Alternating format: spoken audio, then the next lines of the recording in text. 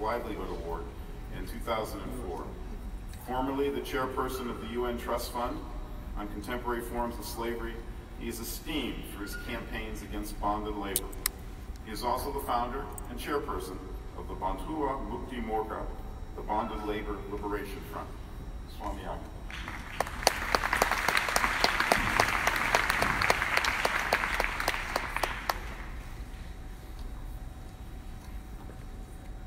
Namaste to all of you.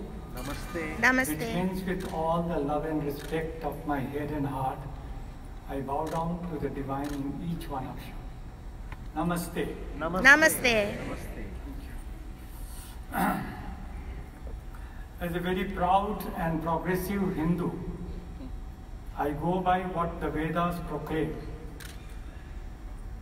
Ekam Sat Vipra Bahuda Vadanti, which means God, the truth, is one, and wise people call it by different names.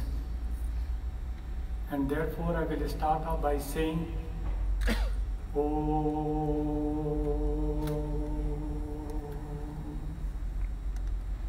Bismillahir Rahmanir Rahim. At the outset, I invoke the blessings of God, Allah, the most compassionate, the most merciful. Vaheguru ka Khalsa, Vaheguru di Fateh. 34 years ago this week, I was personally witness for the first time to the state-sponsored hate crimes, violence and genocide of thousands of innocent Sikh men, women and children in India. But none of the accused till this day has been brought to justice. It is this denial of justice which gives rise to extremism and terrorism. We need to equally condemn the genocide of innocent Muslims in Gujarat in 2002, when the current Prime Minister Narendra Modi was the Chief Minister of this state. In 2014, when Modi was campaigning as a Prime Ministerial candidate and he was asked by the media if he is ready to apologize for the carnage in Gujarat, he said, yes, if a puppy comes under our car while driving, you feel a little sad. Sorry, Mr. Prime Minister, you failed our expectation. Let me show you two video clips. The first of 17th of July and the other 17th of August this year, when I was myself a victim of hate mongering and mob violence.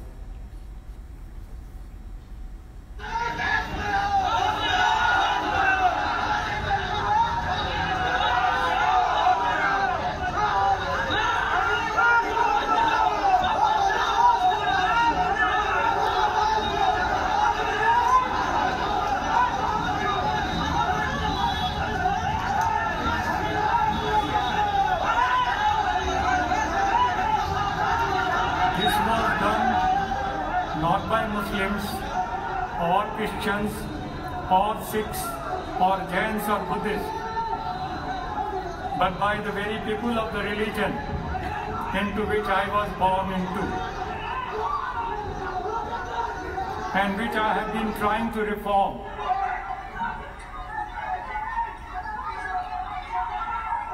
This is the second one, where I had gone to pay my tribute to the departed leader Atal Bihari Vajpayee, our former Prime Minister, on 17th of August. What I'm trying to convey is that I have been as part of the Arya Samaj movement trying to reform the Hindu practices like sati or caste system, female feticide and a few others.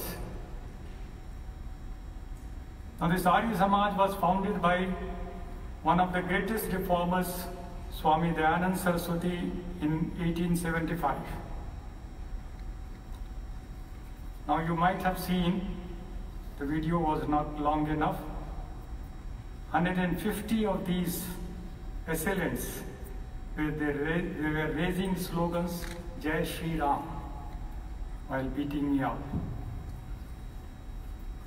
Swami Dayanand, way back in 1875, gave a clarion call back to the Vedas, which meant back from all sectarianism, blind faith, dogmatism, caste system, gender inequality, towards a universal God of truth, love, compassion, and justice. He too had to pay the price. He was poisoned to death by his own people at the age of 59 on the fateful Deepavali day.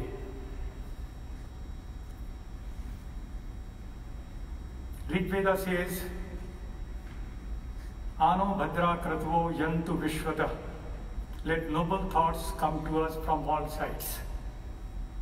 Much as Swami Dayanand's life and mission has inspired me the most, I took equal inspiration from Gautam Buddha, Mahavir, Jesus of Nazareth, Prophet Muhammad, peace be upon him, Guru Nanak Dev, Guru Gobind Singh, Kabir, Baswannam, Martin Luther, Abraham Lincoln, Lenin, Karl Marx, Tolstoy, Swami Vivekanand, Martin Luther King Jr., Nelson Mandela, Dr. Babasaheb Bhimrao Ambedkar, Narayan Guru, Albert Einstein, and last but not the least, Mahatma Gandhi, who was shot dead by a bigoted Hindu nationalist by the name Nathuram Godse. I have been myself sent to jail for more than 11 times, and there have been more than 6 attempts on my life. But I refuse to give up.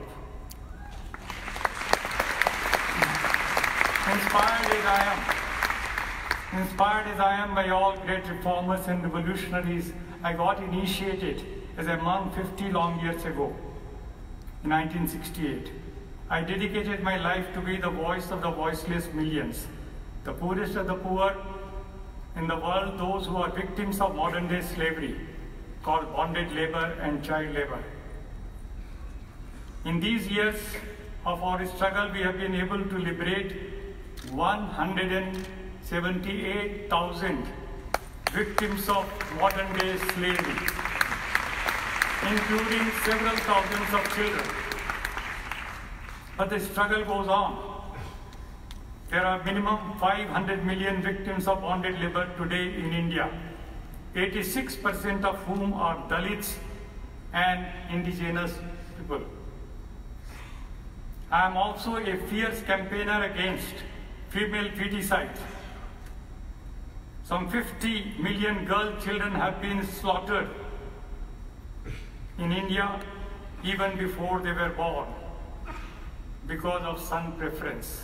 In mother's womb, they find out the gender of the fetus, finish. We want son, we don't want daughter. Together with hundreds of such great men and women, many of whom I find present in this great parliament of world religion, my mission is to fight this hate, violence, and warmongering, capitalism, neoliberalism, and the present incarnation of fascism in the name of Hindutva. The real challenge is to fight the forces of untruth, tyranny, unfreedom with more truth, more love, more compassion, and justice unlimited. This is what our great prophets and messengers of God have inspired us to do. But for that to succeed, we have to clearly identify not just the individual violence, but the structural forces of hate, violence, and the war machine. The most abominable of these structural forces are the caste system, gender inequality, racism, homophobia, all of which start with the sheer accident of birth. They get reinforced by deliberate and diabolic forces of capitalism, creating a worldwide divide, rich and poor divide, where hardly 1% of the people control 99% of the world's wealth, where people of First Nations, the indigenous peoples, the Adivasis, the Aboriginals, the Maoris are made victims of murderous exploitation and land alienation and cultural genocide by the so-called civilized marauders. In India, many of our land rights, human rights activists have been imprisoned, maimed, tortured and murdered, and have been called urban Naxals by the right-wing Hindu nationalists. These very forces are defying landmark Supreme Court judgment. Women in thousands are being denied their constitutional fundamental right to equality in religious practices in the name of menstrual cycle. Swami Sandeepanand Giriji is sitting in front of me here. He was himself a victim on early morning of 29th of October, 2 weeks ago, and his whole ashram, Gita ashram, was set on fire and vehicles were burned down by these very Hindu nationalist forces. These modern day Talibans, Al-Qaeda, ISIS exist in all our world religions. Be they white supremacists in the USA or people in power denying children their fundamental right to be with their parents, across borders blocking asylum seekers from Central or Latin America, or Rohingyas of Myanmar, minorities of Uyghurs in China, Chechnya, Kashmiri Pandits, or Tibetans in exile with Dalai Lama. Finally, the theme of this parliament. We talk about the promise of inclusion. It should mean no to exclusivity of religion and yes to freedom of expression, freedom to doubt, freedom to debate, and if necessary, freedom to dissent. Similarly, the power of love should mean standing up against those who are brazenly in love of power. The nefarious nexus between greedy corporates and the corrupt politicians out to commodify everything and destroy this planet Earth. Is it not ironic that while we are calling for justice in this age of plenty, 21,000 children are dying of starvation every day? And cattle and pigs are being fed and overfed in animal farm industries? 1 billion birds and animals are being slaughtered every day to satisfy our taste buds. This is unacceptable. Is it also not ironic that while we are raising our voice for peace, 1,700 billion US dollars are being spent annually on armaments and war machines?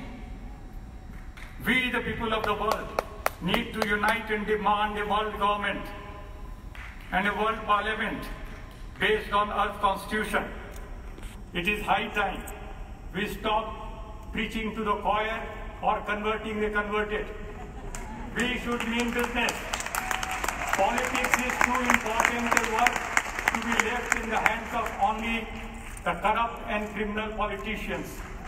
We should join, we should take in our hands that power which can bring about transformation.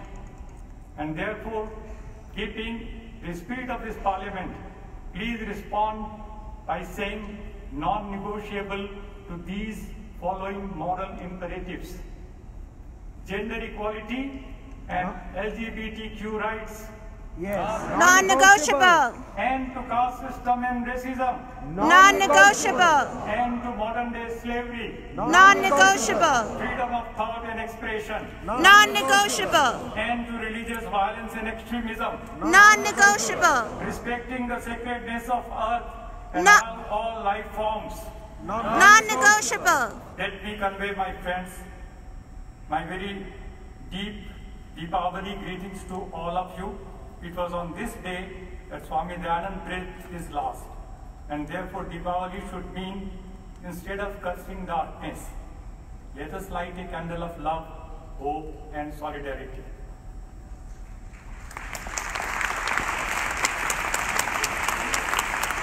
At 4:31, You can collect a copy of the Earth Constitution and my book, Applied Spirituality. Thank you.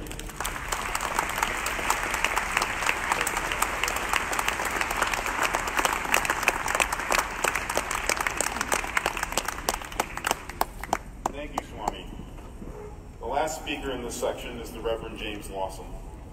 Reverend Lawson served as a leading theoretician